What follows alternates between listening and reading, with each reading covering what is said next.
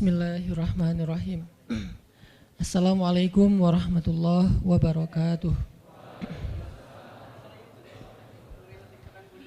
Alhamdulillahirabbil alamin, hamdan katsiran tayyiban mubarakan fih kama yuhibbu rabbuna wa yarda. Asyhadu an la ilaha illallah wahdahu la syarikalah wa asyhadu anna Muhammadan abduhu wa rasuluhu la nabiyya ba'dah. Allahumma salli wa sallim wa barik ala sayyidina Muhammadin kama dzakarahu dzakirun al-akhyar. Wa salli wa sallim wa barik ala sayyidina wa habibina Muhammadin makhtalafal lailu wan nahar. Wa salli wa sallim wa barik ala sayyidina wa habibina wa azimina Muhammad wa alal muhajirina wal ansar. Rabbi shrah li sadri wa yassir li amri wahlul 'uqdatan min lisani yafqahu qawli. Rabbana inna nas'aluka ilman nafi'a wa qalban khashi'a wa amalan salihan maqbula wa hayatan tayyiba. Rabbana ilaika aslamna wa bika amanna wa alaika tawakkalna wa ilaika anabna wa bika khasamna na'udzu bi'izzatika an tudillana antal hayyul ladzi la yamut wal insu wal jinnu yamutun wa ba'. Teman-teman semuanya yang dirahmati Allah Subhanahu wa taala, malam ini kita bisa duduk lagi di Markas Pemuda Hijrah. Ahlan wa sahlan bikum.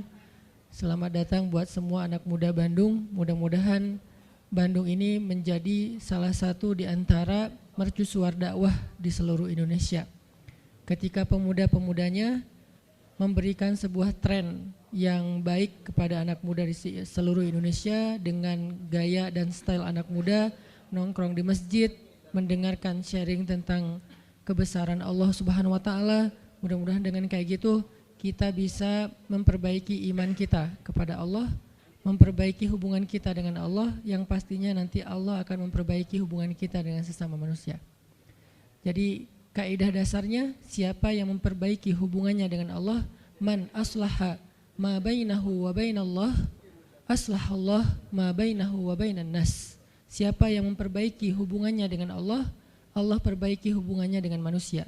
Manusia di sini termasuk keluarga, tetangga, masyarakat, bahkan dengan pemimpin dengan rakyatnya, antara satu golongan dengan golongan yang lain, satu agama dengan agama yang lain, itu semuanya diawali dengan islah ma bainana wa bainallah, memperbaiki urusan antara kita dengan Allah Subhanahu wa taala. Jadi ketika anak muda secara tren mulai berbondong-bondong datang ke rumah Allah untuk balikan sama Allah, maka Allah Subhanahu wa taala akan memperbaiki juga urusan mereka di kantornya, di kampusnya, di sekolahnya, di gedung dewannya, di istananya, dan seterusnya dan seterusnya. Dimulai dari kita balikan dulu kepada Allah Subhanahu wa taala setelah selama ini kita mutusin Allah tanpa kita sadari. Selama ini kita cuekin Allah tanpa kita sadari. Selama ini kita anggap Allah bukan prioritas dalam hidup kita tanpa kita sadari. Sehingga dengan tren anak muda mulai datang lagi ke rumah Allah, sujud sejajar antara kepalanya dengan kakinya, dan beristighfar ngajak Allah untuk balikan dalam kebaikan-kebaikan, maka Allah itu Maha Pengampun lagi Maha Penyayang. Teman-teman semuanya, malam ini kita sharing tentang diam. Benar gak sih? Benar ya? Tentang diam. Dan saya gak mau ngebahas dari sisi fikih, hukum diam, terus nanti ada juga yang bertanya tentang hukum puasa diam, puasa gak ngomong, dan seterusnya. Karena memang dakwah saya agak sedikit menghindari perdebatan fikih. Kita akan coba renungkan beberapa kisah tentang diam yang ada di dalam Al-Quran. Setidaknya ada 4 apa 5 gitu kisah tentang amazingnya diam itu di dalam Al-Quran. Yang menurut saya nih, setelah saya coba tadabbur beberapa ayat tentang kisah diam ini dalam Al-Quran, ternyata sama, poinnya tuh sama di antara semua kisah. Bahwa diam kalau kita lakukan itu tepat dan kita punya alasan yang jelas, maka diam itu akan menjadi jalan lahirnya keajaiban dalam hidup kita. Jadi jalan munculnya keajaiban dalam hidup kita. Banyak orang yang berbicara untuk membela diri. Padahal kalau dia diam, Allah yang bela dia. Kita ngebela diri kadang-kadang gak ngaruh. Karena pembelaan diri kita tuh dianggap subjektif. Tapi kalau Allah yang bela dia, Allah punya banyak cara dan Allah menggenggam hati manusia. Sehingga ketika misalnya kita ribut dengan seseorang, setelah kita menjelaskan duduk perkaranya, kita ngejelasin yang sebenarnya terjadi apa, udah cukup diam. Dan jangan melanjutkan perdebatan. Kenapa? Biar nanti sisanya Allah yang akan beresin. Nah ini butuh apa untuk bisa kayak gini nih? Butuh iman. Karena kalau kita imannya lemah, kita kayak agak meragukan Allah bakal ngebelain kita. Padahal kita dalam posisi yang benar, mungkin kita akan terus-terusan bela diri. Kita akan tulis panjang sampai di scroll, kita akan narasi dengan kata-kata, kita akan berdebat, kita akan kerahkan semua teman-teman yang bisa ngebelain kita akan cari semua argumen, kita akan cari semua kesalahan dia dibalikin. Semua cara ini adalah cara orang untuk membela diri dengan cara berucap. Ternyata di Al-Quran Allah pernah menceritakan kepada kita cara membela diri dengan diam. Bahkan kadang-kadang ketika kita membela diri dengan berucap, justru Allah menjauhkan dirinya dari kita. Allah pergi. Kenapa Allah pergi dari kita, berpaling dari kita? Karena saat kita membela diri dengan berucap, dengan ngomong, dengan broadcast, dengan komen, dengan bikin caption dan seterusnya, kadang-kadang di dalam kata-kata kita itu ada hal yang justru gak benar. Ada yang bohong terpaksa gitu. Akhirnya gara-gara pengen bela diri kita jadi bohong. Gara-gara pengen bela diri kita jadi cari-cari kesalahan orang lain. Gara-gara pengen bela diri kita jadi buka aib. Gara-gara pengen bela diri kita jadi melebih-lebihkan sesuatu yang harusnya gak kayak gitu. Artinya justru karena kita berucap, karena kita ngomong malah jadi salah. Akhirnya orang gak respect, Allah lebih gak respect lagi.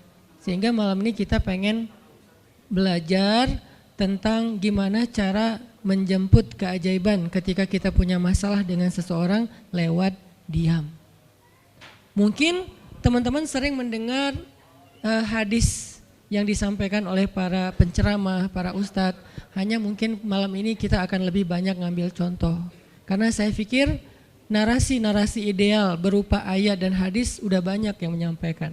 Tapi membawanya dalam contoh konkret daily kehidupan kita itu mungkin gak semua orang aware. Karena emang kehidupan orang beda-beda. Apalagi misalnya seorang ustadz yang mungkin jarang main sosmed. Dia gak tahu masalah di sosmed itu apa. Seolah-olah sosmed itu bukan realitas hidup. Padahal kita tahu anak muda Indonesia main sosmed sehari gak kurang dari 6 jam. Berarti ada 6 jam realitas kehidupan kita yang jarang dibahas dan dibimbing dengan bimbingan agama Allah, Al-Quran dan hadis. Kenapa? Karena realitas ini kurang difahami oleh sebagian guru-guru, oleh sebagian ulama yang mereka emang agak gak terlalu akrab dengan sosmed. Mereka gak akrab dengan yang namanya Instagram, YouTube, Twitter, Line apalagi. Karena Line ini anak mudanya mungkin ABG banget kan. Jadi agak-agak kurang akrab. Kalaupun mereka pakai itu hanya karena soleh banget kali ya. Karena soleh banget jadi mereka pakainya sebatas sekedar share ceramah doang. Jadi gak main. Bukan pemain sosmed lah. Sekedar menggunakan sosmed sebagai media panggung ceramah. Udah share. Itu juga kadang-kadang yang nge-share-nya admin. Jadi gak ngulik gimana cara itu kurang ngulik. Padahal realitas sosmed itu udah jadi realitas daily kehidupan kita. 6 jam kita ada di sosmed dan 6 jam itu tetap waktu yang akan dihisap oleh Allah. Bukankah selain harta, selain tenaga, selain amal, waktu juga akan dihisap? Maka waktu kita 6 jam itu apakah tidak ada hubungannya dengan agama? Ada banget. Sehingga saya mencoba untuk semampu saya bareng dengan kita semuanya belajar. Bisa enggak ya kita jadi smart netizen?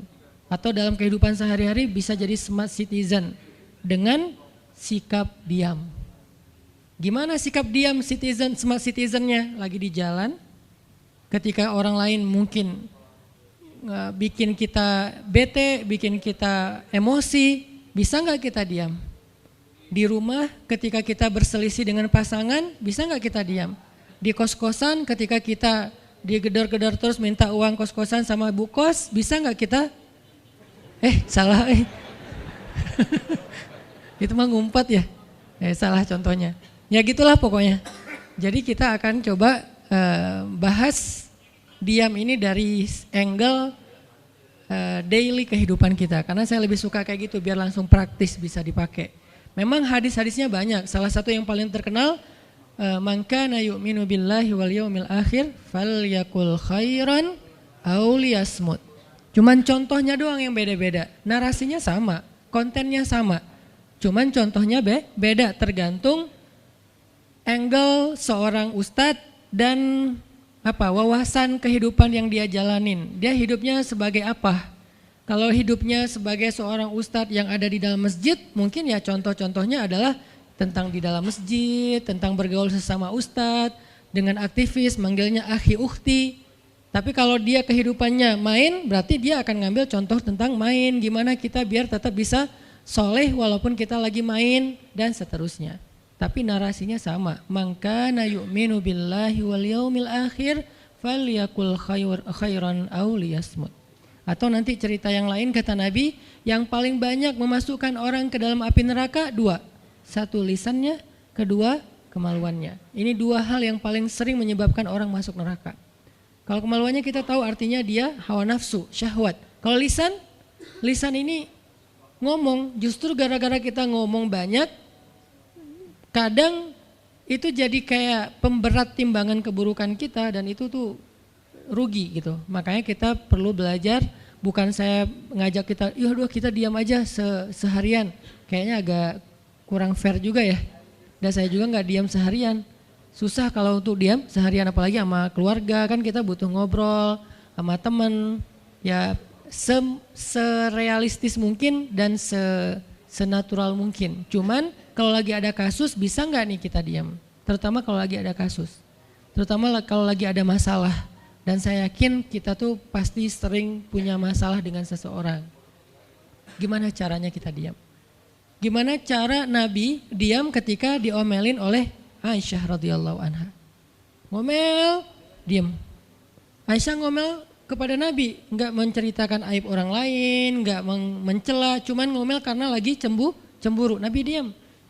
Beres Nabi diam, baru Nabi nanya, udahan Aisyah? Udahan. Terus Aisyah mau apa? Udah. Jadi nggak didebat sama Nabi. Padahal Nabi kalau mau mendebat, hadisnya banyak banget. Tinggal sesungguhnya saya bersabda, kan beres ya. Udah selesai, tapi kok Nabi nggak pakai hadis? Kok malah kita yang pakai hadis Nabi untuk mendebat? Sementara Nabi pemilik hadis nggak pakai hadis buat berdebat. Kalaupun beliau berdebat, perdebatan yang positif, perdebatan yang konstruktif, yang membangun, yang memberikan hasil yang insya Allah tetap menjaga akhlak. Itu yang disebut dengan wajadilhum billati hiya ahsan. Tapi kalau dengan keluarga, Nabi itu nggak suka debat. Istrinya ngambek, istrinya rame-rame nggak mau nggak mau ngomong sama Nabi, ya udah Nabi di mihrab ngomong aja sama Allah sama Jibril. Ternyata lebih dahsyat lagi. Ketika Nabi di mihrab ngomong sama Allah dan Jibril doang, akhirnya istri-istrinya lebih dari seminggu ngerasa kayak nasib kita gimana ya, kok Nabi udah nggak mau ngomong sama kita lagi, kok kita digantung gini gitu kan ya. Akhirnya turunlah ayat Al-Quran yang menegur istri-istri Nabi gara-gara perilaku mereka kepada Nabi. Ini menunjukkan bahwa ayat-ayat tentang diam itu menjadi solusi itu luar biasa loh. Dan saya pengen malam ini sebagai motivator, katanya sebagai motivator saya pengen memotivasi kita supaya kita percaya diam itu solusi. Diam itu keajaiban. Nggak usah komen itu ternyata, nggak nge-replay komen head itu ternyata bagus. Nggak usah terlibat dalam perdebatan di sosmed itu tuh bagus banget. Saya hari ini tadi sore posting tentang update berita di Palestina, ada seorang perempuan yang ditembak di perbatasan sama orang Israel. Kenapa saya turn off si komennya? Karena saya tahu ini akan mengundang emosi. Jadi takutnya malah kemana-mana kan, jadi ngomong politik, jadi ngomong apa, mending di turn off aja deh. Tapi kalau yang lagi saya dibully, saya biasanya nggak nge-turn off. Yang di turn off tuh hal-hal yang sifatnya memunculkan polemik yang semakin melebar, jadi kurang produktif. Akhirnya kita offin dulu komennya. Tapi saya tetap pengen share itu biar orang update berita dari sana tuh lagi apa. Dan mudah-mudahan saya berharap itu di repost orang banyak, akhirnya jadi minimal membangun awareness masyarakat dunia bahwa Palestina itu layak untuk merdeka. Dari dulu udah layak untuk merdeka sejak mereka dijajah oleh Israel. Itu aja doang sih kampanyenya. Tapi saya nggak mau kampanyenya melebar kemana-mana sehingga di offin dulu aja komennya. Kenapa? Off komen itu kadang-kadang bagian dari diam baik. Ngapain juga kita ladenin komen yang macam-macam walaupun mungkin komennya itu ada yang kita berpihak sama dia, sepaham dengan dia, ada yang beda. Tapi tetap aja saya lihat kadang-kadang komen itu berlebihan. Sampai muncul kalimat-kalimat mencela, sampai marah-marah, sampai caps lock tanda seru kan ya. Ini kan nggak nyaman lagi kan kalau udah kayak gini, mending diam. Nah di sini kita pengen belajar, diam itu ternyata ajaib. Diam itu ternyata benar-benar kata orang emas. Diam itu ternyata solusi. Diam itu ternyata pembelaan diri yang paling efektif. Kalau selama ini kita masih percaya membela diri yang paling efektif ngomong. Membela diri yang paling efektif itu bikin postingan. Membela diri yang paling efektif itu bikin caption yang bagus. Membela diri yang paling efektif itu komen. Membela diri yang paling efektif itu minta pembelaan dari manusia. Ternyata mungkin itu benar, tapi ada yang lebih efektif lagi. Membela diri dengan diam. Dan gimana cara membela diri dengan diam sampai mendatangkan keajaiban? Itu yang akan kita coba renungkan malam ini. Oke, yang pertama kita akan baca kisah diam di surat Maryam, surat favorit saya. Coba teman-teman buka surat Maryam, surat 19. Di dalam surat ini ada 2 adegan diam. Pertama, adegan diamnya Nabi Zakaria. Yang kedua, adegan diamnya Maryam. Surat 19, surat Maryam, ayat 10.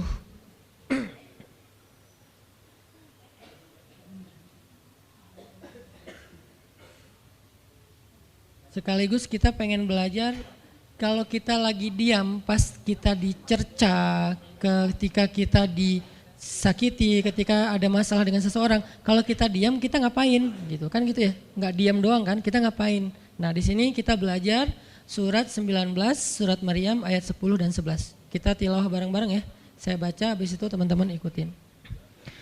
A'udzu billahi minasy syaithanir rajim. Silakan.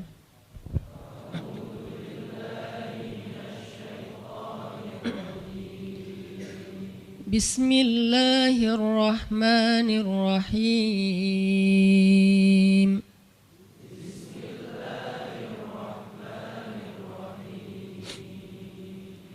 Qala rabbi ij'al li ayah.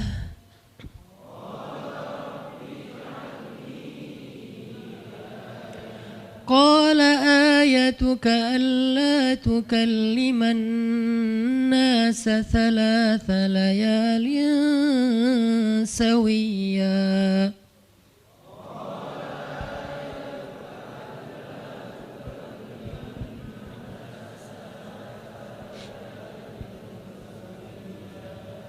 فخرج على قومه من المحراب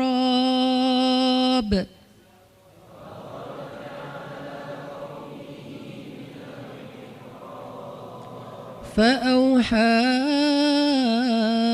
إليهم أن سبحوا بكرة وعشيا.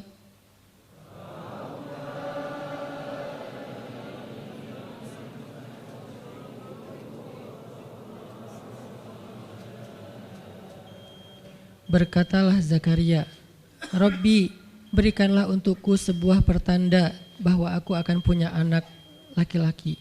Allah berfirman, tanda-tanda bagimu adalah engkau tidak akan bisa berbicara dengan manusia selama 3 malam berturut-turut. Maka keluarlah Zakaria kepada kaumnya dari mihrabnya dan memberi mereka isyarat supaya mereka bertasbih kepada Allah setiap pagi dan petang. Ini adalah adegan, kita lanjutin sekitar 2 menit sebelum azan. Ini adalah adegan ketika Nabi Zakaria dapat berita gembira akan punya anak laki-laki. Karena Nabi Zakaria berdoa minta anak laki-laki dari sejak nikah sampai usia 80 tahun. Kurang lebih sekitar 50 tahun berdoa. Lama banget, ya Allah beri anak, ya Allah beri anak. Sampai iparnya udah punya anak keren namanya Maryam. Iparnya adalah Imran. udah punya anak, keren banget, cewek, solehah, dari kecil udah beribadah di Masjidil Aqsa. Zakaria masih minta anak, ya Allah, ya Allah, ya Allah. Sampai puncaknya Zakaria ngelihat Maryam dapat makanan dari langit. Zakaria datang ke mihrab Maryam, terus di situ udah ada makanan yang bukan dibawa oleh Zakaria. Zakaria nanya, "Anna laki hadza ya Maryam?" Maryam dapat dari mana makanan ini? Kata Maryam, "Huwa min indillah, dari Allah." Kata Maryam. Gimana caranya? Kata Maryam, Allah punya cara sendiri. Allah yarzuqu may yasha bighairi hisab. Terserah Allah gitu. Masya Allah, Masya Allah. Zakaria kagum sama Maryam, langsung pergi ke mihrabnya Zakaria, sholat, dan di dalam sholatnya Zakaria berdoa, hunalika da'a Zakaria rabbah. Di saat itulah Zakaria benar-benar nangis berdoa kepada Allah, ya Allah, Rabbi habli min ladunka dzurriyyatan thayyibah innaka sami'ud du'a. Ya Allah, beri saya anak seperti dia, seperti Maryam. Engkau maha mengijabah doa dan saya enggak pernah berputus asa meminta kepadamu. Udah 50 tahun lebih. Tiba-tiba Allah bilang, ya Zakaria, inna nubashiruka bi ghulam ismuhu Yahya lam naj'al lahu min qablu samiyya. Zakaria, sekarang kami akan perkenankan doamu, kamu akan punya anak, beri dia nama Yahya. Belum pernah ada anak seperti dia yang soleh di muka bumi. Zakaria kaget, walaupun doa, tapi beliau masih berpikir kayak, gimana caranya saya punya anak? Ini kayak tarik-tarikan antara logika manusia dengan iman. Imannya percaya Allah Maha Kuasa, tapi logikanya gimana caranya? Istri saya sudah tua, saya juga udah tua. Lalu Nabi Zakaria bertanya untuk biar lebih tenang, supaya logikanya nggak ragu lagi. Kalau imannya udah mantap, tinggal logika. Zakaria tanya, beri saya ij'al li ayah, beri saya bukti, tanda, gimana cara saya punya anak. Kata Allah, tandanya alla tukalliman nas salasa layalin sawiyya. Kamu tiba-tiba nggak bisa ngomong. Kamu sehat, kamu nggak punya masalah, tapi kamu nggak bisa ngomong. Mau ngomong tuh gak bisa. Kamu bisa tilawah, kamu bisa zikir, tapi kamu gak bisa ngomong. Bisa subhanallah, subhanallah, subhanallah. Bisa alhamdulillahi rabbil alamin. Gak bisa. Jadi baca Quran, kalau ada Quran, tapi dulu kan Taurat ya. Baca Taurat bisa, zikir bisa, hayya ala sholah, kalau azan ada azannya bisa. Pokoknya semua bisa kecuali mau ngomong tuh gak bisa. Masya Allah ya, luar biasa. Kenapa? Karena Allah pengen Zakaria zikir aja 3 hari. Jangan ngomong dengan manusia walaupun ucapannya baik kecuali zikir. Jadi kalau mau ngomong dengan manusia, subhanallah, masya Allah, alhamdulillah, bismillah. Cuman gitu doang ngomongnya. Gak bisa, lu mau kemana? Gak bisa. Insya Allah gitu. Jadi cuman bisa zikir. Saking Allah pengen Zakaria menghabiskan 3 hari sebelum Allah tunjukkan keajaiban hanya dengan berzikir. Apa poinnya di sini? Kalau kita pengen ada keajaiban dalam diam, maka isilah diam kita dengan zikrullah. InsyaAllah nanti kita lanjutkan setelah sholat isya. Bismillahirrahmanirrahim. Teman-teman semuanya, kita lanjutkan tadabbur kita terhadap ayat di surat Maryam, ayat 10 dan 11, kisah keajaiban yang diperoleh oleh Nabi Zakaria alaihissalam. Dengan Allah anugerahkan untuk beliau anak yang super duper keren luar biasa yang bernama Yahya alaihissalam. Dan salah satu cara Allah Subhanahu wa taala mendidik Nabi Zakaria untuk menjemput keajaiban itu adalah Allah menyuruh Zakaria untuk diam dan mengisi diamnya dengan zikratullah bukratan wa asiyya. Mengingat Allah pada waktu pagi dan pada waktu petang. Artinya diisi dengan zikir.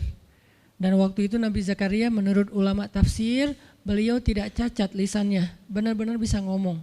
Hanya tidak bisa bicara dengan manusia tapi bisa berzikir. Jadi beliau bisa zikir, bisa mengucapkan kalimat-kalimat Alkitab yaitu Taurat. Beliau bisa membaca ayat-ayat Allah, beliau bisa mengucapkan kalimat bismillah dan seterusnya, tapi nggak bisa ngomong dengan manusia. Dan itu terjadi selama 3 malam. Dan akhirnya setelah 3 malam, Nabi Zakaria tiba-tiba dapat berita gembira kalau istri beliau hamil. Ini pelajaran penting banget buat kita. Kalau ini pernah berlaku terjadi kepada Nabi Zakaria, keajaiban dengan cara kayak gini, maka ini juga akan terjadi kepada kita. Itulah alasan kenapa kisah tersebut direkam dalam Al-Quran. Supaya dia menjadi pelajaran hudan lil muttaqin. Itu kenapa Allah katakan Al-Quran hudan lil muttaqin. Petunjuk bagi orang yang bertakwa. Orang yang pengen memperbaiki diri. Orang yang pengen dapat solusi. Muttaqin, orang yang pengen wa may yattaqillaha yaj'al lahu makhraja. Dapat jalan keluar. Wa yarzuqhu min haitsu la yahtasib. Dikasih rezeki yang enggak terduga-duga. Wa may yattaqillaha yaj'al lahu min amrihi yusra. Diberikan kemudahan. Wa may yattaqillaha yaj'al lahu yukaffir anhu sayyi'atih. Dihapuskan semua dosa. Wa yu'dhim lahu ajra. Dikasih reward yang berlipat-lipat. Maka siapa yang pengen dapetin keajaiban-keajaiban orang bertakwa itu, maka jadikanlah Al-Quran sebagai petunjuknya, hudan lil muttaqin. Nah, gimana cara kita jadiin Al-Quran sebagai petunjuk? Jawabannya juga ada di ayat yang sama, la raiba fih. Jangan ragukan ayat-ayat Al-Quran, termasuk kisah-kisah yang ada di dalamnya. Sehingga kalau kita benar-benar percaya kisah Nabi Zakaria mendapatkan keajaiban dengan cara diam dan zikir, maka kita coba terapin itu dalam masalah hidup kita, insya Allah kita juga akan mendapatkan keajaiban dan kejutan seperti yang didapatin oleh Nabi Zakaria.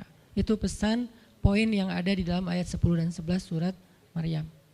Sehingga buat sebagian orang yang mungkin ngerasa selama ini sering disakiti, sering dicuekin, sering didebat, sering diapain, jangan terlalu diladenin. Kadang-kadang ada teman saya nanya ke saya, Ustadz, ini ada yang ngomongin Ustadz gini di sosmed, perlu kita balas nggak nih? Saya bilang udah diamin aja. Itu tuh santai, tapi sebetulnya itu ada kayak alasan kenapa saya memilih sikap itu, bukan karena kayak males ribut. Sebetulnya kadang-kadang kan ribut itu kayak nyenengin ya, kayak olahraga apa ya, emosi gitu kan. Rame-rame di sosmed itu kayak asik kan, kayak kita ngegame gitu kan. Jadi nge-replay komen-komen orang kayak lucu-lucuan gitu. Saya pernah lihat Rachel V-nya bagus juga sih, ini bukan dalam hal negatif tapi positif, makanya saya sebutnya nama. Rachel itu kan main kemarin ke Australia sama New Zealand. Terus ada dia lagi foto-foto gitu di sana bareng dengan suaminya. Tiba-tiba ada yang komen, Sel, lo nggak cocok di tempat itu, tempatnya bagus tapi gara-gara lo jadi kurang bagus gitu. Terus dia jawab, ya gue nggak cocok tapi dompet gue cocok, kata dia. Kadang-kadang perlu digituin juga sih ya, biar paham. Karena kata Ustaz Abdul Somad, sombong kepada orang yang sombong adalah sedekah. Tapi itu mah pilihan. Rachel memilih sikap santuy. Tapi dengan dia guyonin, kalau saya memilih sikap diam aja deh. Karena saya takut kalau saya ngomong malah jadi panjang debatnya. Dan saya merasa nggak mampu untuk selalu membela diri dengan argumen. Karena membela diri dengan argumen kadang-kadang ya kalau bahasa Ustadz Umar Mita, orang yang mencintaimu tidak butuh alasan. Orang yang membencimu tidak akan menerima alasan. Jadi kayak ya udahlah diamin aja. Ternyata dengan kita diam muncul aja keajaiban, banyak keajaiban. Jadi benar-benar saya percaya banget diam itu tuh keajaiban. Dan itu berlaku dalam dakwah, berlaku dalam masalah keluarga. Ketika istri lagi ngambek, dia misalnya komen panjang di sosmed, di WhatsApp misalnya, dia kayak misalnya namanya juga lagi ngambek ya, ngomong panjang di WhatsApp. Kalau saya sabar untuk diam, itu tuh beres dengan sendirinya dan akhirnya malah lebih baik. Tapi kalau saya kepancing, jadi kita balas-balesan. Sepanjang hari WhatsAppan terus nggak beres-beres, tapi hasilnya makin lama tuh tangan pegel, hati panas. Karena kayak pengen dia balas apa, oh balesin lagi, balas apa, balesin lagi. Terus aja gitu habis energi dan kerasa gitu capeknya tuh luar biasa. Tiba-tiba muka jadi lebih tua gitu kan ya, tiba-tiba berkerut semua. Terus warna kulit makin doff gitu. Ini gara-gara efek stres kali ya. Jadi intinya adalah jangan diladenin, diamin aja setelah kita klarifikasi fitnah. Kalau itu berbentuk fitnah, tetap kita butuh tabayun, klarifikasi biar tidak menyebar fitnah. Tapi beres klarifikasi nggak usah diperpanjang. Berapa kali mungkin teman-teman ngelihat, mungkin saya pernah nggak ada apa-apanya sih dibandingkan Ustadz Felix. Kalau beliau lebih pro lah dalam masalah kayak gini. Kalau saya beberapa kali dibully di sosmed, pernah nggak saya ladenin? Hampir nggak pernah. Cuman klarifikasi maksudnya, udah beres, diamin aja, diamin. Sepahit apapun, sepanas apapun kalimatnya, yang kadang-kadang Ustaz nggak baca, penasaran soalnya. Kalau kita diam karena nggak baca mungkin nggak ada challenge-nya kan. Ini baca komennya semua sampai ribuan itu satu-satu dibaca tuh. Oh gini ya, bisa gini ya orang ngomong teh. Terus aja dibacain satu-satu. Capek cari air putih, minum lagi, baca lagi gitu. Terus sampai beres dibaca itu. Mungkin 2 hari lah baru khatam. Saking banyaknya komen. Tapi mencoba lagi belajar, bukan udah jago enggak, sama sekali enggak. Mencoba lagi belajar, bisa enggak setelah udah panas banget, gergetan banget beberapa udah bisa banget tuh dibalesin, di replay. Jangan deh, ada yang udah di replay panjang, dihapus lagi enggak jadi. Kenapa? Karena masih belajar yakin diam itu keajaiban. Dan selama ini saya ngebuktiin diam itu emang keajaiban. Kenapa? Karena Allah pernah mengisahkan kisah Zakaria dan kisah-kisah yang lain, bagaimana mereka dapetin keajaiban dengan cara diam. Ini yang kita coba pengen rubah sedikit persepsi kita. Enggak selalu bela diri dengan ngomong, kadang kita bela diri itu dengan diam. Enggak selalu kita dapetin keajaiban itu dengan hanya mengandalkan manusia, tapi justru kita dapetin keajaiban saat kita mengandalkan Allah Subhanahu wa taala. Itu tuh dahsyat. Yang kedua, sekarang setelah Nabi Zakaria dapat keajaiban anak yang soleh banget, sampai Allah kisahkan di ayat 13 gimana solehnya dia, 14, 15 dan seterusnya. Sekarang kita baca kisah kedua, yaitu kisah Sayyidah Maryam. Yaitu ada di ayat 26. Petikannya ada cuplikannya ada di ayat 26. Kalau kisah Maryam mah dimulai dari ayat 16 ya. Tapi yang masalah diam itu ada di ayat 26, 27, 28 dan 29. Bismillahirrahmanirrahim. Silakan.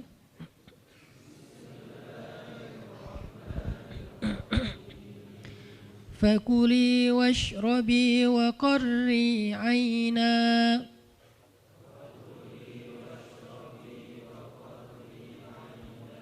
فإما ترين من البشر أحدا فقولي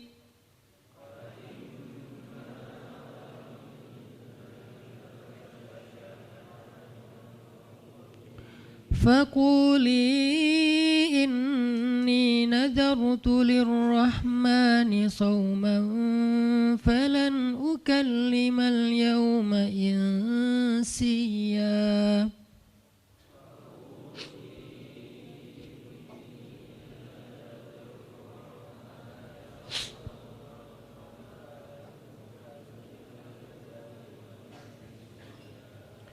فأتت به قومها تحمله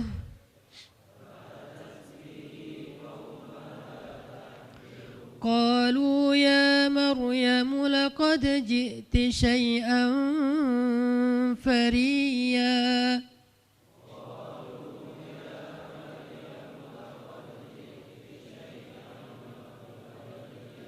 يا أخت هارون ما كان أبوك امرأ سوء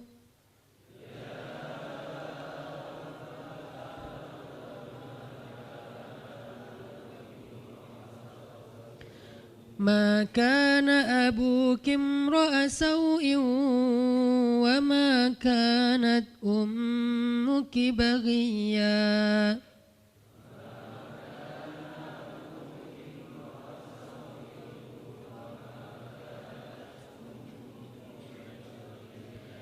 فأشارت إليه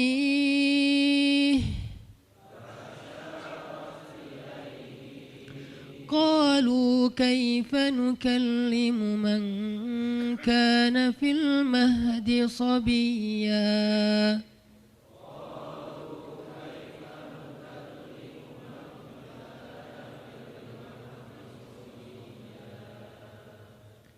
Dan maka makan dan minumlah dan bersenang hatilah engkau wahai Maryam.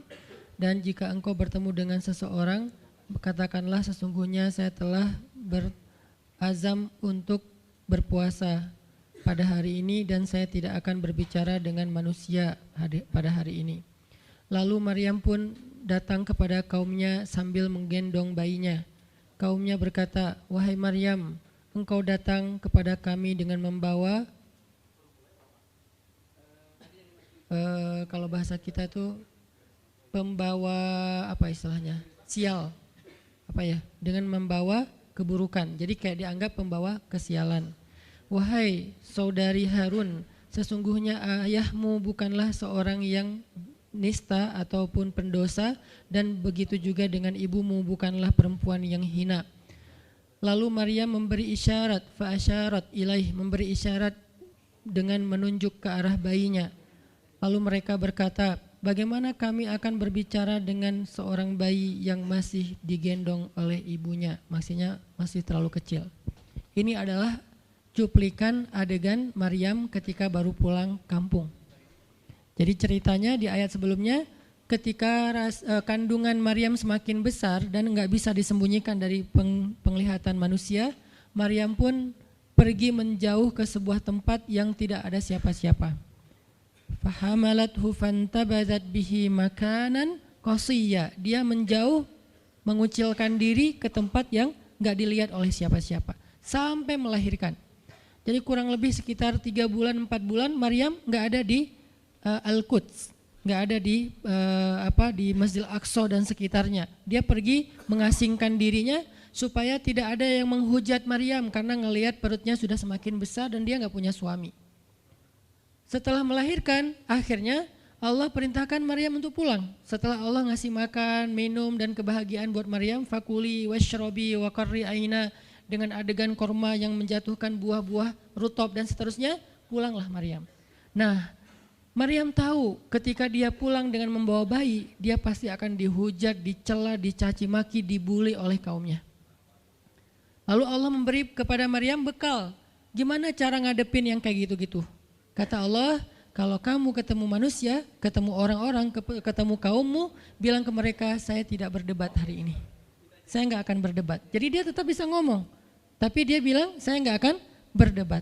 Saya enggak akan bicara dengan siapapun hari ini karena saya sudah bernazar untuk diam. Bilang kayak gitu kepada kaummu. Maka fa'atat bihi qaumaha tahmiluh. Maka datanglah Maryam kepada Al-Quds, kepada kota Al-Quds dengan membawa bayinya yang digendong. Datang. Baru dari ujung kota kelihatan Maryam, muncullah orang-orang Bani Israel semuanya rame di pasar-pasar mereka, semuanya menghadang Maryam. Maryam tiba-tiba dihadang di gerbang kota Al-Quds. Gak boleh masuk kota Al-Quds. Tadinya ada yang satu orang lihat, Maryam, langsung dia datang ke kota, dia umumkan ke semua orang, wahai Bani Israel, perempuan yang hina yang kita cari-cari sekarang sudah datang membawa bayi haramnya, membawa bayi selingkuhnya, membawa bayi hasil zinanya. Akhirnya orang-orang yang ada di Masjidil Aqsa, yang ada di rumah-rumah, yang ada di pasar, semuanya berkumpul di depan gerbang kota. Menghalang Maryam masuk. Kebayang gak perasaan Maryam?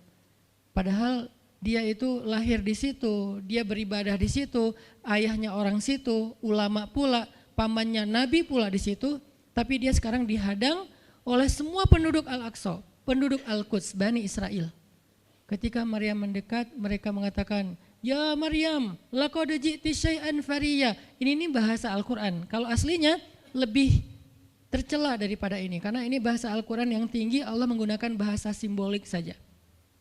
Yang terjadi, mereka mencela Maryam. Mereka bilang, Maryam kamu pembawa sial, Maryam kamu perempuan hina, Maryam kamu tukang zina, Maryam kamu selingkuh, Maryam kamu ternyata pelakor, segala macam.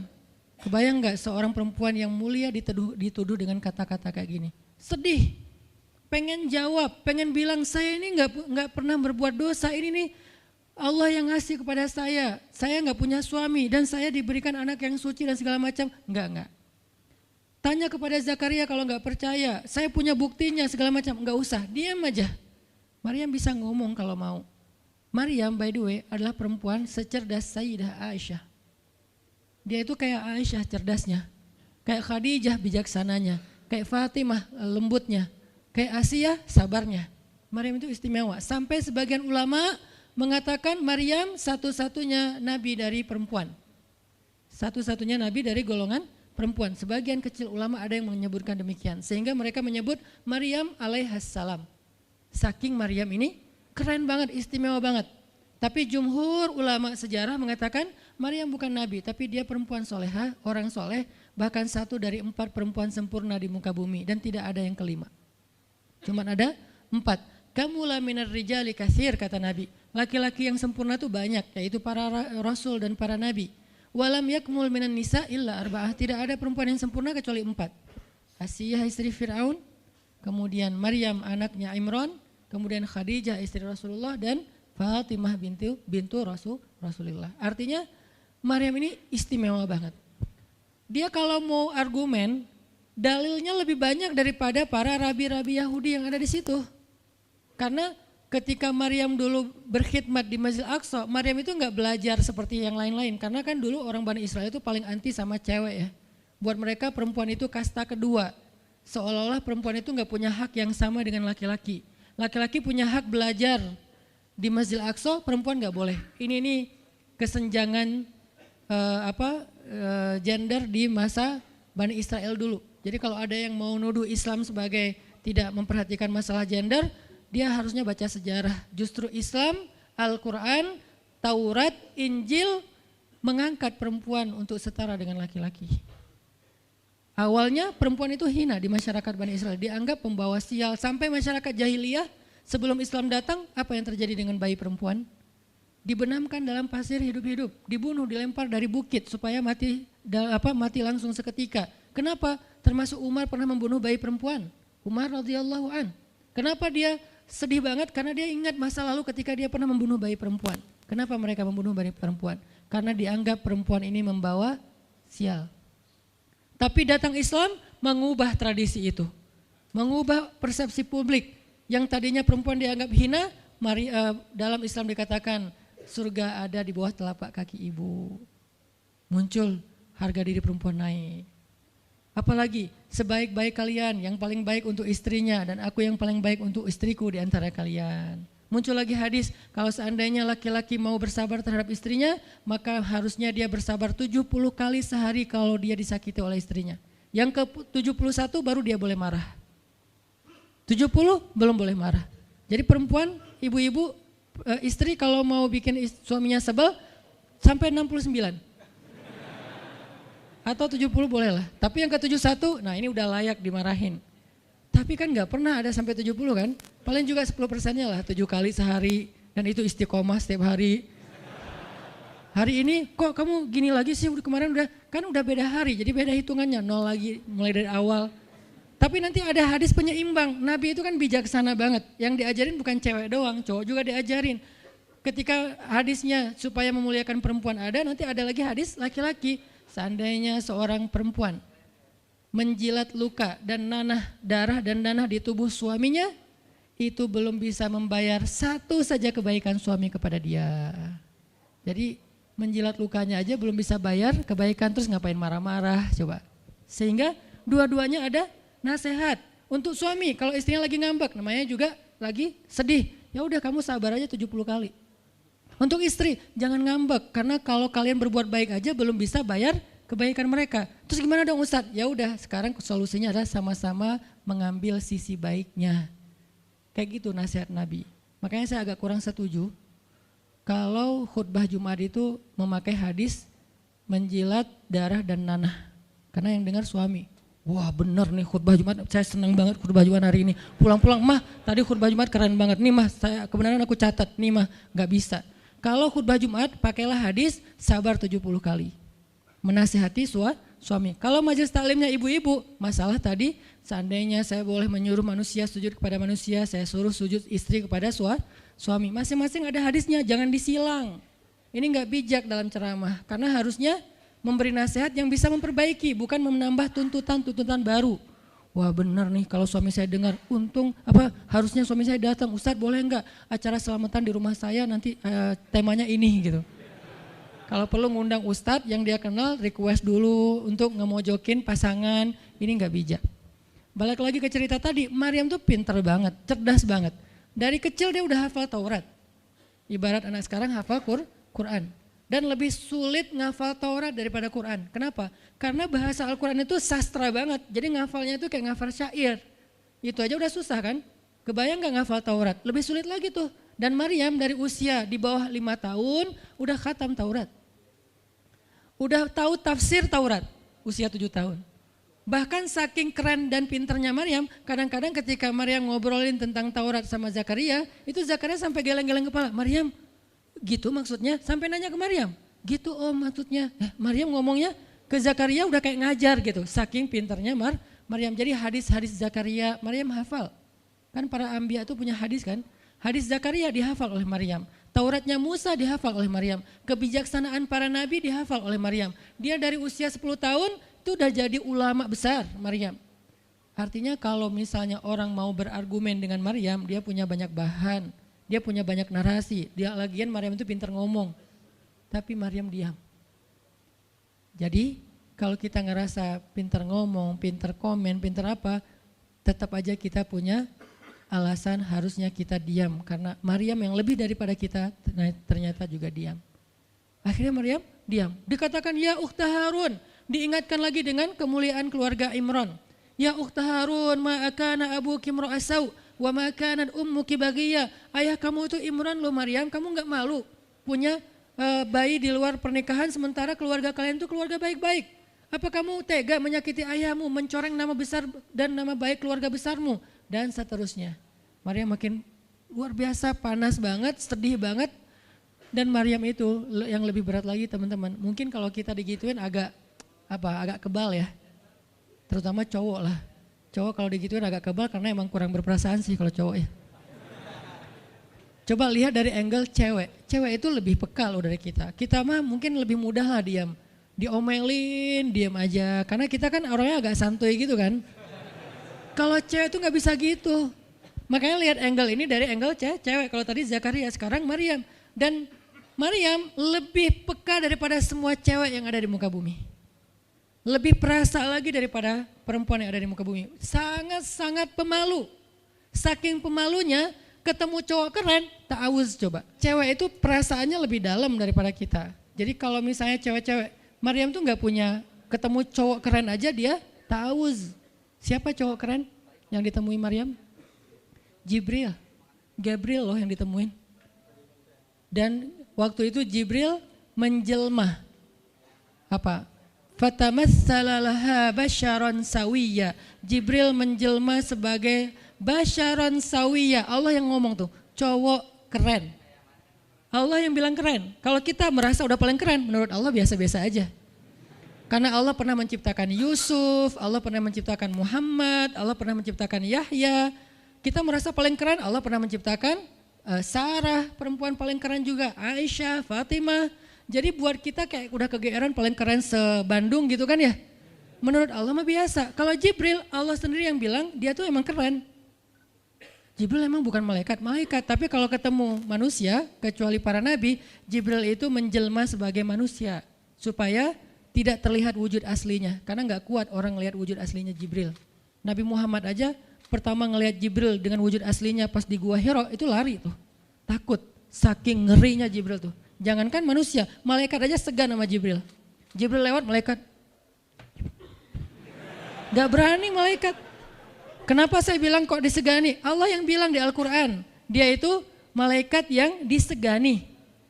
Dzu mirratin. Dzu mirrah kalau bahasa kita malaikat yang sangat berwibawa. Sehingga di antara malaikat aja gak ada yang sembarangan bicara sama Jibril. Mau bicara sama Jibril kayak aduh segan malu gitu malaikat, cuman gak pakai itu mah Sunda ya. Pokoknya malaikat mah gak berani ngomong sama Jibril saking segannya. Kenapa? Gagah banget wujud aslinya. Ketika dia membentangkan sayapnya, itu sayap menutupi timur dan barat. Jadi matahari, bulan, bintang udah gak kelihatan. Yang kelihatan cuma Jibril dengan keagungannya. Itu belum Allah ya, baru ciptaan Allah. Jibril salah satu makhluk Allah yang paling agung. Sehingga saking kerennya Jibril, Allah gak menyebutnya dengan nama malaikat. Padahal golongannya malaikat, tapi Allah menyebutnya dengan Ruhul Quds, Roh Kudus, yaitu Jibril. Nah ketika ketemu dengan Maryam, Jibril bermisal itu menjelma sebagai basyaran sawiyah, cowok keren banget. Saking kerennya Jibril, Umar aja terkesima ngeliat Jibril. Pernah Jibril datang ngajarin iman, Islam, ihsan kepada Nabi Muhammad, dan Umar ngeliat Jibril terkesima, gak bisa ngomong, diam aja. Benar-benar speechless banget nih Umar. Jibril udah pulang, baru Nabi nanya, Umar tahu gak itu siapa? Hah, apa Rasul? Gitu, saking masih kayak terkesima. Apa Rasul? Tahu nggak barusan siapa? Siapa ya Rasulullah? Saya nggak kenal orang itu, kok keren banget. Kata Rasul, itulah Jibril. Masya Allah, itu Jibril. Ya Alhamdulillah bisa ngeliat Jibril langsung, tahu gitu tadi. Gitu ya.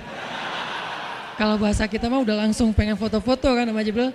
Kebayang nggak cowok sekarang lihat Jibril? Baru lihat apa artis Korea aja kita udah kayak gimana kan, BTS atau apa, udah segala macam, udah guling-guling, udah gigit jari, baru BTS doang. Kadang-kadang nggak ngeliat BTS langsung, cuma lihat di TV doang udah aku nggak bisa gini, aku nggak bisa gitu kan ya. Belum ketemu Jibril loh. Jadi nggak ada lah artis sekeren Jibril. Baru Yusuf aja udah pada ngiris tangan, belum malaikat. Sampai ketika cewek-cewek ketemu Yusuf, mereka bilang apa? Ini bukan manusia, ini malaikat. Jadi gantengnya Yusuf tuh bukan ganteng-ganteng apa? Itulah. Ganteng kok hewan gitu kan. Ini ganteng-ganteng malaikat. Belum ada tuh film atau sinetron itu. Yusuf itu ganteng-ganteng ganteng-gantengnya tuh malaikat. Levelnya tuh level malaikat. Jadi kalau ada Jibril, ada Yusuf kayak, nih yang mana Yusuf, mana Jibril ya? Keren dua-duanya. Nah Jibril datang ketemu Maryam bukan di atas panggung rame-rame. Berdua coba, intimate banget kan. Kalau di atas panggung teriak-teriak gak keren lah, biasa aja. Ini tuh berdua, private banget. Di satu ruang kecil, berdua gak ada yang tahu, tiba-tiba Jibril berdiri di depan Maryam senyum dengan khas senyumnya malaikat yang mematikan gitu. Maryam pas buka mata lagi zikir ngelihat Jibril depan matanya keren banget. Langsung Maryam bilang apa? A'udzubillah. Wibawa banget kan Maryam? A'udzubirrahmani minka in kunta taqiyya. Jadi emang elegan sih orang-orang soleh itu. Dia langsung nunduk, dia bilang A'udzubirrahmani minka in kunta taqiyya. Aku berlindung kepada Allah yang Maha Rahman. Kenapa ngomongnya Rahman? Karena keren. Kalau enggak keren, a'udzubillah. Karena keren, a'udzubirrahman. Tapi masih ta'awuz, cuman pakainya Rahman karena Allah tuh Maha Pengasih yang udah bikin kamu tuh keren. Diksinya luar biasa ya. Maryam gak bilang a'udzubillahi minasyaitonirrajim. Enggak, ini enggak layak dibilang syaitan, ini terlalu keren. Jadi enggak bisa a'udzubillah, a'udzubirrahman. Berarti Maryam itu pinter. Sampai dia bisa memilih diksi Asmaullahil Husna. Dia enggak pakai diksi Allah, dia pakai diksi Ar-Rahman. Karena yang datang itu wajahnya tuh wajah orang baik. Tapi keren. Akhirnya a'udzubirrahmani minka in kunta taqiyya kata Maryam. Jibril juga elegan, faham maksud Maryam. Maksudnya kamu siapa? Itu pertanyaannya. Maryam gak nanya, kamu siapa ya? Enggak gitu. Kan gaya culun-culun kayak caper gitu kan. Kamu siapa ya? Aku ada salah sama kamu. Enggak gitu sih Maryam ngomongnya.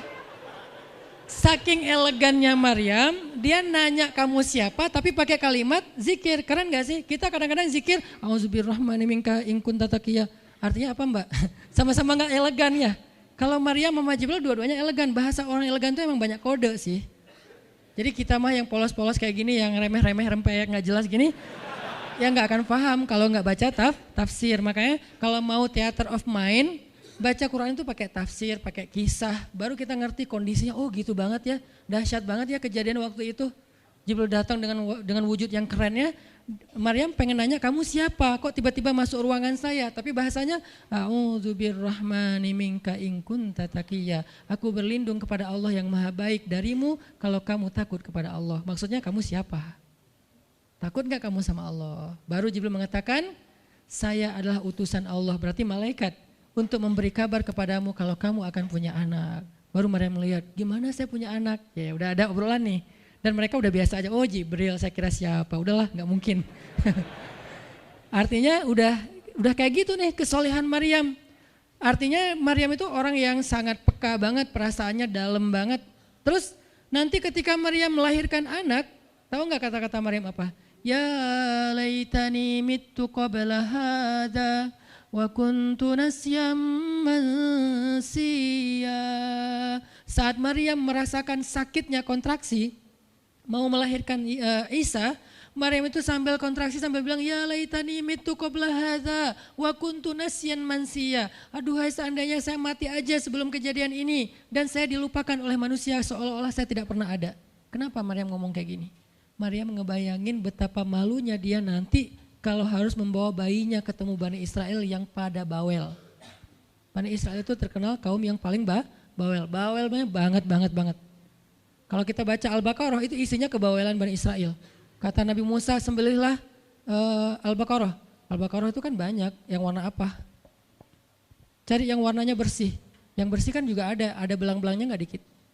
Terus yang beratnya berapa kilo, yang dari mana, dari Bali atau NTB atau dari mana, bawel banget. Udahlah cari aja seekor sapi, sembelih beres. Tapi nanya lagi, bertele-tele. Itulah Bani Israel. Dan Maryam tahu banget karakter kaumnya. Jangankan dengan fitnah kayak gini nih, ketemu Nabi yang udah menyampaikan hal yang benar aja, itu di debatnya tuh habis-habisan. Apalagi dengan kondisi Maryam. Makanya Maryam takut banget, dia nggak kuat menanggung malu. Kalau kita mungkin masih kuat lah nanggung malu, kadang-kadang malah malu-maluin gitu kan. Kalau Maryam nggak kuat nanggung malu, berarti orang yang seperti ini harusnya kan berat banget untuk diam kan, nggak akan kuat diam, harusnya dia ngomong gitu, dia belain diri. Tapi Maryam itu sisi lainnya adalah perempuan yang mukminah, siddiqah, sangat yakin sama Allah.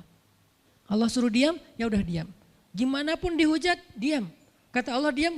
Ya Allah mereka bilang saya itu berzina, diam. Ya Allah bilang ini anak haram, ini anak saya nih, anak yang mulia. Anak yang satu-satunya ketika lahir nggak disentuh setan di antara manusia loh. Satu-satunya manusia ketika lahir nggak disentuh setan. Nabi Muhammad setannya malah diislamkan. Beda, kerannya itu beda. Kalau Isa nggak disentuh setan. Kalau Nabi Muhammad setannya malah masuk Islam. Masing-masing punya keistimewaan lah. Tapi satu-satunya manusia yang lahir nggak disentuh setan cuman Isa. Kita semuanya pernah disentuh. Lahir langsung. Apa sih lo datang-datang ke dunia nambah-nambahin kerjaan gua gitu kan. Kita nih orang biasa, jadi pas lahir tuh udah ada langsung setan bisik-bisik, yuwas wisufi sudurin nas, makanya disuruh azan kan. Karena kenapa? Biar nggak dibisikin sama setan. Dan kalau bisa suara azan kita harus lebih lembut daripada suara setan, karena setan juga kayak nge-tricky gitu. Saya ibu kamu. Anak bayi dinina bobokan sama setan, hiduplah iblis gitu-gitu kan. Jadi kayak di dokter nama setan, iblis itu keren, iblis itu soleh, iblis itu baik, tapi pakai bahasa nasyid. Lagunya tuh kayak akustik gitu, lembut banget gitu kan. Makanya suara muazin kalau azanin anaknya yang lembut, jangan azan Allahu Akbar, asyhadu alla ilaha illallah. Dia malas ke masjid nanti kalau udah dewasa. Kenapa? Gue malas banget dengan suara ini nih. Salahnya siapa coba? Salah ayahnya. Belajar azan di Al-Latif sama Muzammil, sama Teras Tahfiz. Biar azannya tuh kayak Allahu Akbar. Bayinya senyum-senyum. Ntar gue bisa lebih dari itu.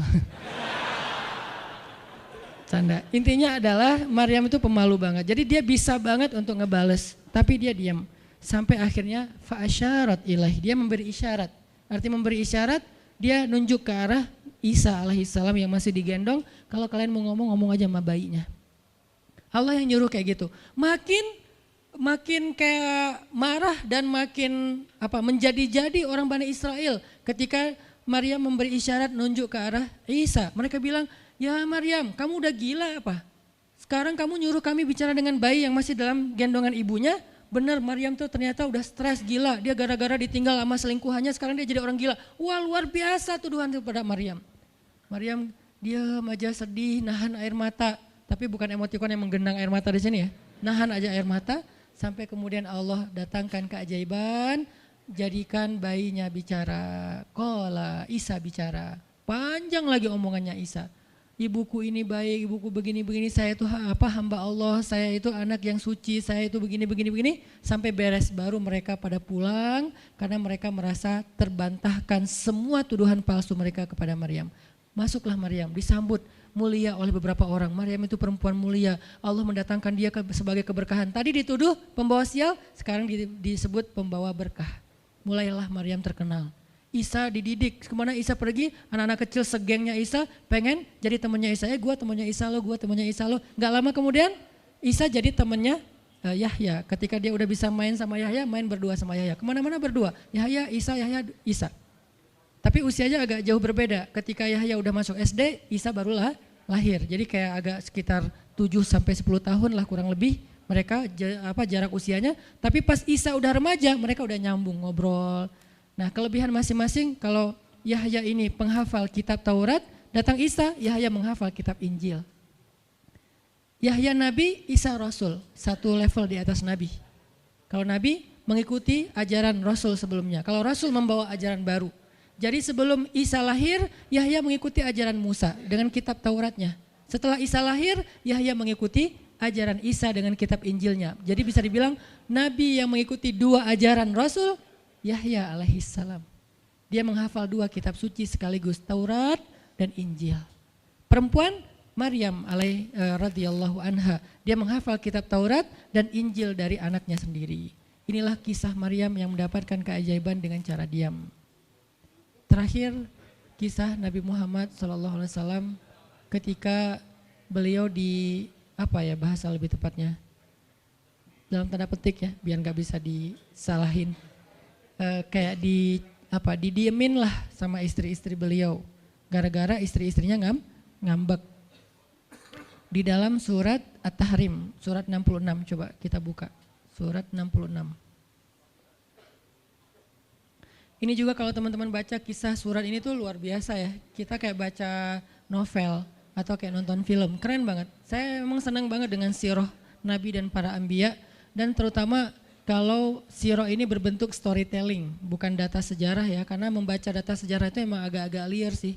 Tapi kalau storytelling kan kita adegan ya, wah seru ya, itu lebih keren daripada Disney, Marvel, Endgame, atau apalah. Lebih seru baca sirah kalau kita paham. Surat 66 ayat 4. Ayat 5. Ayat 5. Itu tuh ceritanya, saya langsung ke ceritanya aja. Ceritanya kan waktu itu Nabi itu punya kebiasaan kalau habis asar sampai maghrib, Nabi ngapain pertanyaannya? Apa sih yang dilakuin Nabi antara asar dengan maghrib?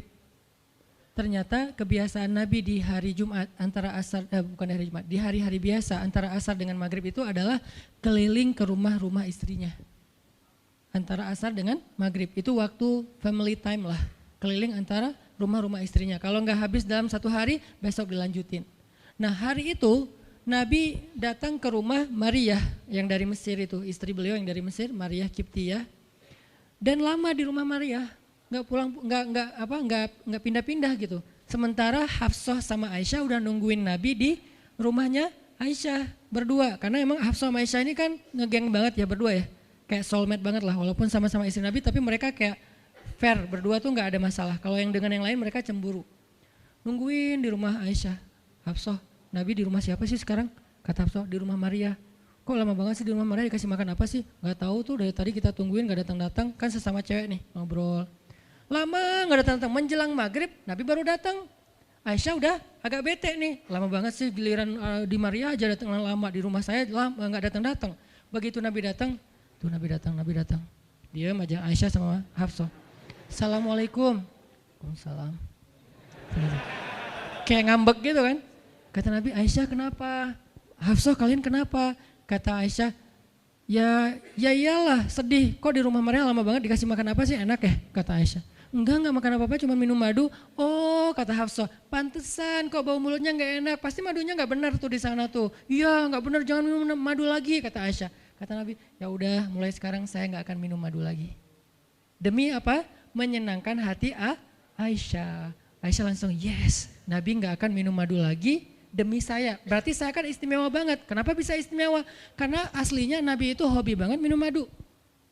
Kayak saya mungkin senang minum kopi. Tapi demi istri, mulai sekarang saya gak akan ngopi lagi. Kan istri saya ngerasa, wah demi aku tuh dia gak mau ngopi lagi. Kan keren kan? Akhirnya Aisyah ngomong ke istri-istri yang lain. Kalian tahu gak? Kata Aisyah. Kayak ngomong di grup gitu kan? Tapi grupnya bukan grup WhatsApp, grup mereka gitu. Kalian tahu gak? Nabi sekarang gak akan minum madu lagi loh. Kenapa? Karena aku. Wah keren ya Aisyah, istimewa banget ya, sampai Nabi rela gak minum madu, padahal madu itu baik, Nabi senang juga demi Aisyah, ya demi aku gitu. Akhirnya Aisyah bahagia. Allah gak ridho. Begitu Nabi ngomong kayak gitu, Allah turunkan ayat pertama surat At-Tahrim, ya ayuhan Nabi, Jibril langsung turun, ya Rasulullah ada WA bukan. Ada apa namanya? Ada pesan. Ada pesan tuh dari Allah. Kata Rasulullah, pesan apa Jibril? Nih, ya ayuhan nabi, lima tuharrimu ma ahallallahu lak tabtaghi mardhata azwajik. Kenapa engkau mengharamkan apa yang Allah sudah halalkan bagimu? Hanya pengen menyenangkan hati istrimu, wahai Rasul? Astagfirullah, astagfirullah, salah ngomong saya. Mengharamkan ya Allah halalkan. Astagfirullah ya Allah, mulai sekarang saya akan minum madu lagi. Astagfirullah, astagfirullah, maafin saya ya Allah. Jibril balik ke Allah, kasih tahu Nabi akan minum madu lagi. Nabi ngomong ke istri-istrinya, ngumpulin semuanya kecuali Aisyah. Semuanya dikumpulin. Ada Hafsah di situ. Wah istri-istriku, maaf ya aku salah ngomong kemarin depan Aisyah. Sekarang aku akan meralat, mulai sekarang aku akan minum madu lagi di rumah-rumah kalian. Jadi kalau sore aku lagi datang, siapkanlah madu seperti biasanya. Terus istri-istri Nabi ngerasa, Masya Allah Nabi sekarang minum madu lagi demi kita, gitu kan ya. Kan antara mereka kan saling pengen nunjukin siapa yang paling istimewa kan. Demi kita sekarang Nabi udah minum madu lagi, Nabi sampai meralat kata-katanya. Akhirnya ternyata kalimat itu sama Hafsah disampaikan ke Aisyah. Kalau bahasa sosmed kita di capture, di forward. Kan bahaya banget kan? Disampaikan ke Aisyah. Aisyah tuh lihat Nabi sekarang minum madu lagi loh. Demi siapa coba? Demi kami. Aisyah, innalillah, jadi Nabi gini. Cuman Aisyah gak sampai ngomong kayak kita. Dasar ya cowok dimana aja sama gitu. Itu mah kata-kata cewek sekarang ya. Kalau Aisyah kan elegan kan gak ngomong gitu. Akhirnya pas Nabi datang Aisyah diam. Aisyah diam. Kata Nabi, Aisyah kenapa? Aisyah kenapa? Oh jadi gitu, di belakang ternyata sekarang minum madu lagi. Hah? Nabi langsung datangin sama Jibril. Rasulullah tahu nggak kenapa mereka rame-rame sekarang? Siapa yang ngasih tahu nih ke Aisyah? Jibril ternyata jadi penengah, makanya jangan macam-macam deh sama Nabi. Ada Jibril, ada Allah kan, susah gitu membuat rahasia. Tahu nggak Rasulullah kenapa Aisyah ngambek? Kenapa wahai Jibril? Gara-gara Hafsah ngebocorin rahasia Nabi kepada Aisyah. Oh ini kerjaan Hafsah, kata Nabi. Oke, Hafsah. Panggil nih Hafsah. Dipanggil Hafsah, kata Nabi, Hafsah, kamu udah membocorkan rahasia saya. Ini menurut sebagian tafsir. Memang ada banyak tafsir sih. Salah satu tafsirnya kayak gitu. Hafsah, kamu udah membocorkan rahasia aku. Dan sekarang istri-istri pada ngambek. Istri yang lain juga ikut ngambek sekarang gara-gara Nabi kayak sekali minum madu, sekali nggak minum madu. Yang lain pada diam semuanya. Datang ke rumah Ummu Salamah. Assalamualaikum, Ummu Salamah, waalaikumsalam. Tadi kayaknya aku belum selesai jemuran, dah langsung pergi jemuran. Gak mau ngomong sama Nabi. Maria, assalamualaikum, waalaikumsalam. Kayaknya tadi aku lagi sibuk nyetrika deh. Jadi gak ada yang mau ngomong sama Nabi, diam semuanya. Nabi kan jadi sedih kan. Gara-gara siapa coba? Gara-gara Hafsah.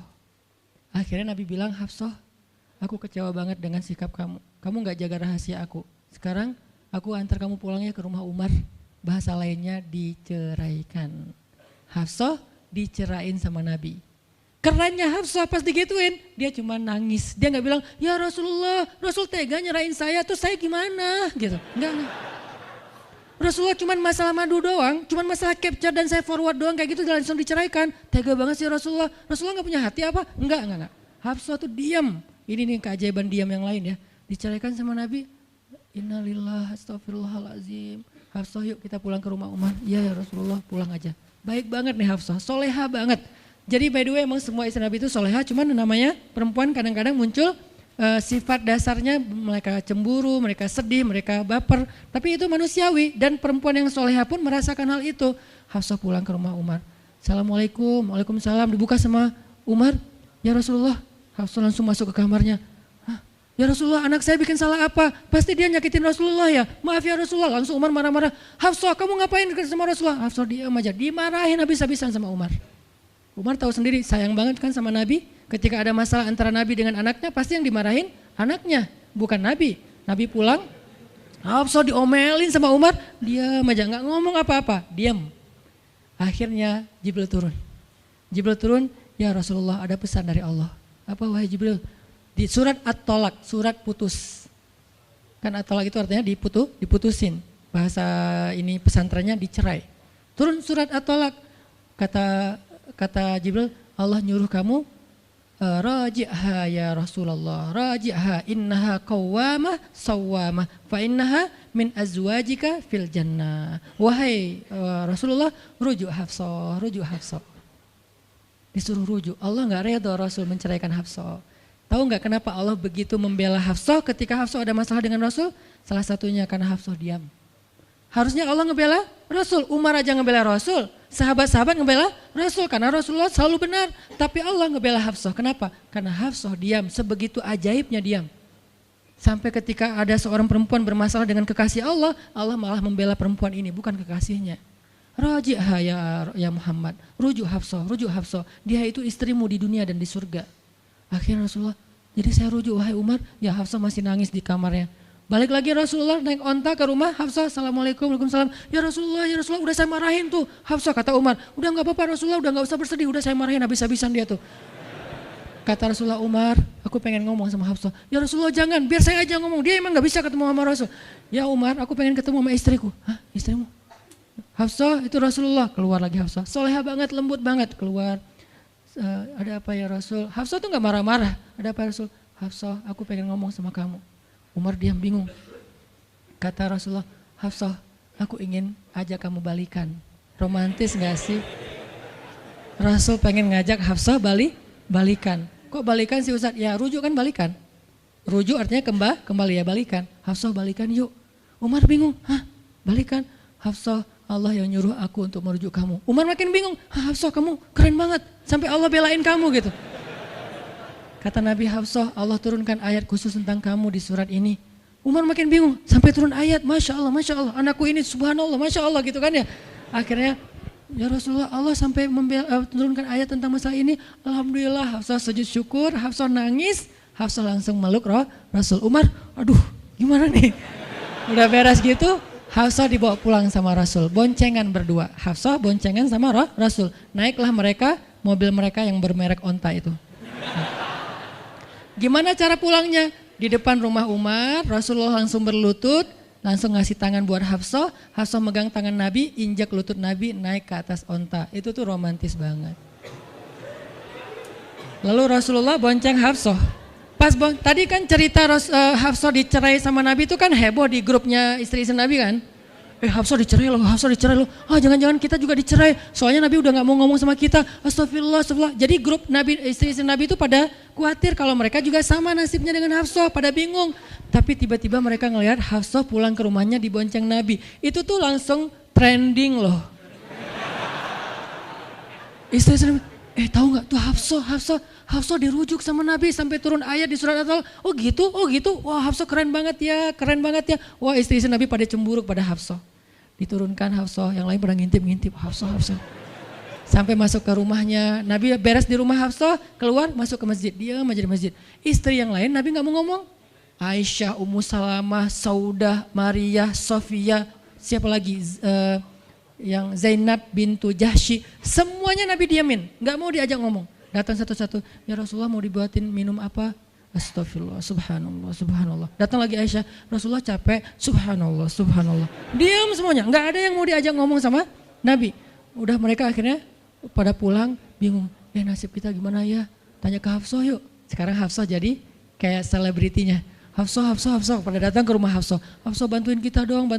Sampai Aisyah aja yang tadinya kayak bisa dibilang kayak pemimpin istri-istri Nabi kan. Aisyah paling cerdas, paling disayang sama Nabi. Sekarang Aisyah diam-diam ngomong, Hafsah bantuin dong, kita nih lagi digantung sama Nabi. Kata Hafsah sekarang kan kayak lagi di atas angin gitu. Kalian sih nyakitin Rasul, cie. Hafsah tuh kayak wah lagi masa-masanya Hafsah gitu kan. Hafsah gimana dong? Ya udah ngomong aja langsung sendiri. Rasulullah nggak mau ngomong sama kita. Ya udah coba minta tolong ke ayah kamu Aisyah, kan ayah kamu dekat sama Rasulullah. Akhirnya ngundang Abu Bakar, ya Abu Bakar, baca deh tafsir dari ayat-ayat ini. Abu Bakar datang, ayah tolongin kami dong. Kenapa? Kami itu dianggurin sama Nabi, didiamin, digantung udah seminggu lebih. Jangan-jangan kami juga dicerai kayak Hafsah. Kalau Hafsah dicerai tapi udah dirujuk, kami gimana nasibnya? Akhirnya ya udah biar aku yang ngomong sama Rasul. Datanglah Abu Bakar ke masjid. Rasul lagi zikir. Ya Rasulullah, itu istri-istrimu ngutus saya. Subhanallah. Ya Rasulullah, Masya Allah. Ya Rasulullah, la ilaha illallah. Abu Bakar aja Rasul gak mau ngomong sama dia. Padahal Abu Bakar itu udah paling akrab sama Nabi. Abu Bakar diam, gak bisa diajak ngomong nih. Abu Bakar balik lagi ke rumah istri-istri Nabi. Kata istri-istri Nabi, gimana Abu Bakar? Astagfirullah, innalillah, gimana kalau Abu Bakar aja gak bisa, gimana yang lain? Terus akhirnya datang lagi ke Hafsah. Hafsah bantuin dong, kita udah gak jelas nasibnya nih. Kata Hafsah, ya udah aku minta tolong ayahku ya. Hafsah masih kayak gak mau langsung ke dia gitu. Ya udah aku minta tolong ayahku ya, panggillah Umar. ayah bantuin mereka dong, nasib mereka sekarang lagi terkatung-katung gitu. Umar marah, kalian sih. Nah, tadi kan yang diomelin Hafsah kan, sekarang diomelin semua istri Nabi diomelin sama Umar. Dan salah satu kalimat omelannya Umar, itu tuh kerennya Umar sampai di-repost sama Allah. Coba, ada nggak manusia yang kata-katanya di-repost Allah? Nggak ada, cuman Umar. 2 kali kata-kata Umar di-repost oleh Allah. Arti di-repost apa? Ditayang ulang di Al-Quran. Kan repost itu berarti tayang ulang kan? Di capture, langsung di copy, paste, langsung ditayangin. Itu tuh kata-kata cuman Umar yang pernah digituin sama Allah. Kata-kata Umar apa? Ayat ke-5. Kata Umar, kalau kalian gak minta maaf sama Nabi, Allah bisa aja mentalak kalian, menceraikan kalian dari Nabi, lalu menggantikan untuk Nabi istri yang lebih solehah, lebih hafizah, lebih bertaubat, lebih baik, lebih cantik, lebih perawan daripada kalian. Itu tuh kata Umar yang ada di ayat ke-5. Jadi bisa dibilang ayat ke-5 adalah ayat repostnya kata-kata Umar. Saking kerennya Umar. Sampai Nabi pernah bilang kalau ada Nabi setelah aku, Umar lah orangnya. Cuman gak ada Nabi setelah aku. Jadi kalau ada orang yang benci sama Umar, saya heran. Dia baca sirah apa? Karena Umar tuh keren banget. Abu Bakar tuh keren banget. Kalau kita baca sirah mereka dahsyat tuh. Dan kalau ada yang bilang Umar sama Ali itu gak akur, aneh juga. Karena Ali memberi nama anaknya yang pertama Abu Bakar, yang kedua Umar, yang ketiga Utsman. Ketika ditanya sama Umar, ya Abul Hasan kamu memberi nama mereka dengan nama-nama kami, kenapa? Kata Ali, aku berharap mereka jadi orang soleh seperti kalian. Terus gimana caranya Ali ngasih nama Umar sementara dia benci sama Umar? Gak mungkin dia benci, masa ngasih nama orang yang dibenci kan? Dek namanya siapa? Namrud. Kok Namrud sih? Kan ayah saya benci banget sama Namrud. Datang lagi, dek namanya siapa? Iblis. Kok iblis sih gitu kan ya? Gak mungkin lah ngasih nama anak pasti karena sayang. Kayak saya ngasih nama Aisyah, Maryam, Mutia, Yahya, Ertugrul itu karena memang saya ngefans dan ngidolain banget dengan nama-nama ini. Yahya, Ayyash, 3 tokoh di situ. Nabi Yahya, Ayyash sahabat Nabi, dan Yahya Ayyash mujahid Palestina. Jadi 3 tokoh sekaligus. Nabi Yahya saya ngidolain banget supaya Yahya jadi anak kecil yang seperti Nabi Yahya menghafal Quran. Kedua, Ayyash itu sahabat Nabi Muhammad. Kemudian yang ketiga, Yahya Ayyash sekaligus itu nama mujahid Palestina yang paling pintar ngerakit banyak senjata-senjata untuk ngelawan Israel. Dan dia dibunuh sama Israel, saking Israel benci sama Yahya Ayyash. Untuk membunuh Yahya Ayyash mereka ngebom 1 blok untuk membunuh Yahya Ayyash, dan mudah-mudahan dia syahid dalam dalam kejadian itu. Artinya saya ngefans gitu, Ali juga kayak gitu. Balik lagi ke cerita tadi, akhirnya ngundang Umar. Umar datang ke Rasulullah. Ya Rasul, saya diutus istri-istrimu. Subhanallah, subhanallah. Ya Rasul, bicara dong, kasihan mereka kayak digantung. Ya Rasul, apakah engkau menceraikan mereka semua? Baru Rasulullah ngeliat ke arah Umar, Rasulullah tersenyum, Rasulullah bilang, enggak wahai Umar. Allahu Akbar, kata Umar. Dia langsung takbir, Allahu Akbar. Istri-istri Nabi dengar suara takbirnya Umar, itu pertanda, kode, berarti berita gembira. Istri-istri Nabi juga Allahu Akbar, rame gitu kan. Umar masuk ke rumah istri Nabi, wah Umar, busyra ya Umar, busyra berita gembira, wahai Umar, ya berita gembira, kalian tidak diceraikan oleh Nabi. Tapi jangan macam-macam lagi ya. Ya Umar, ya. Akhirnya sujud syukur semuanya. Beres sujud syukur, mereka bilang, kita masak-masak yuk untuk Rasul yuk, syukuran. Di rumah siapa? Ya di rumah Hafsah lah. Akhirnya mereka masak-masak di rumah Hafsah. Pas sudah beres masak-masak, mereka ngundang Nabi untuk pulang. Tapi yang berani ngomong sama Nabi cuman Hafsah. Hafsah, kita udah beres masak nih, minta dong Nabi pulang ke rumah. Ya udah tenang, biar aku yang minta. Hafsah datang, ya Rasulullah, kami masak-masak loh untuk Rasul, yuk pulang yuk. Ya Hafsah, udah beres Nabi zikir, sujud, beliau balik sama Hafsah. Sampai ke rumah Nabi, tenang, udah selesai lah urusannya. Apa yang terjadi setelah itu Ustadz? Udah gak ada riwayatnya, jadi gak bisa diriwayatin. Pokoknya beres itu mereka pun hidup bahagia selamanya. Apa pelajarannya di sini? 2 orang di sini dapat keajaiban lewat diam. 1 Hafsah, Allah suruh rujuk gara-gara dia diam. Kedua Nabi, diam aja sambil zikir sampai akhirnya Allah beri pelajaran yang berharga. Istri-istrinya yang tadinya ngambek serentak semuanya insaf bahasa kita. Sadar dan mereka minta maaf kepada Rasulullah. Jadi kalau istri lagi ngambek, lagi ngomel, diam. Isilah diam kita dengan zikir. Tapi zikirnya bukan auzubillahi minasyaitonirrajim, auzubillah. Jangan, dia bukan setan. dia hanya lagi ngambek. Subhanallah, Masya Allah, Alhamdulillah lah. Yang paling efek itu la haula wala quwata illa billah. Itu ngefek banget. Mudah-mudahan ini bisa menjadi penyemangat, motivasi untuk kita semuanya. Betapa kata as-samt, as-sukut, diam aja dalam Islam itu adalah kebaikan yang luar biasa dahsyat.